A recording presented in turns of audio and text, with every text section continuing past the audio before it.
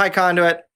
This week, we continued in our new sermon series called Misquoted, where we talk about Bible passages that maybe we misquote or misunderstand. And this week was a little bit different. We had our outside tent service. You can see I'm still in the tent. Um, but we also, this week, we talked about a passage that maybe we haven't so much misunderstood as maybe as we just have missed the whole picture.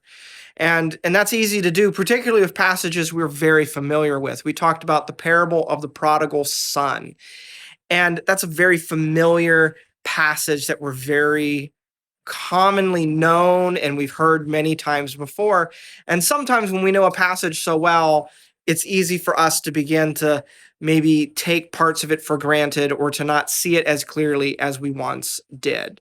So we looked at this passage and we wanted to maybe consider the fact that the title of it, the parable of the prodigal son, has maybe led us to maybe miss part of the story. Because really, when we read that whole story in its context, when we open up the passage and we see that Jesus was talking to a group of people who were both sinners and people who were not accepted and not welcome, and then Pharisees, religious leaders, in the context of sitting down and eating a meal together, that all of a sudden the parable of the prodigal son takes on a different meaning.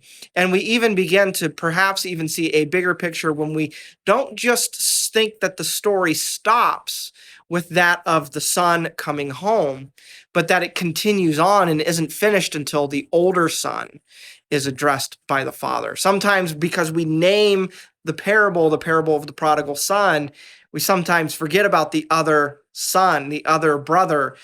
And so we wanted to kind of consider that actually that both sons are missing out on the father's love in some way.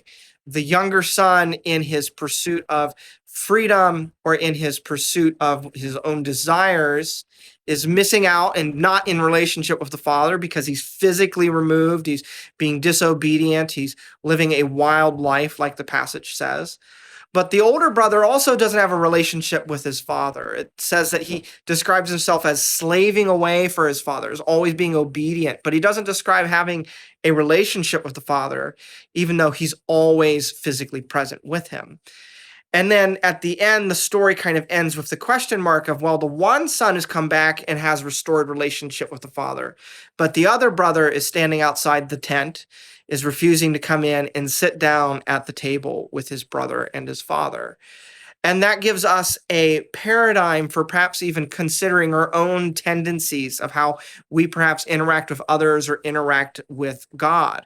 Are we like the younger brother, where the lies we believe are that of shame and of guilt and tend to keep us separated from God because of the things that we have done or the things that we were defined by in a negative sense? Or are we more like the older brother, more tempted to be self-satisfied, self-righteous, more independent, prideful?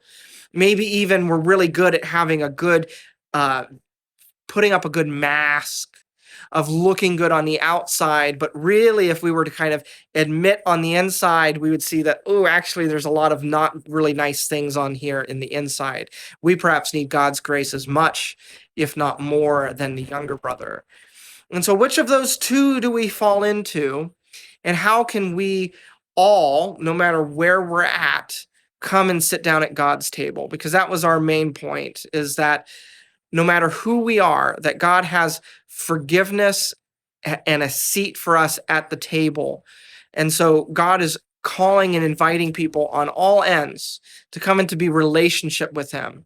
And as you read through that passage again, I just encourage you to reflect on, what's God's father heart towards you?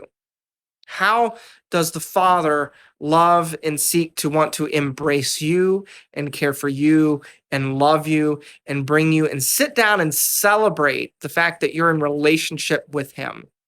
So I hope that that's a stimulating and encouraging conversation. I hope that you see that God truly does have a father's heart for you, that he loves you and desires to sit down with you and eat with you. Conduit, I hope that you have a good rest of your week, and I'll see you all next Sunday.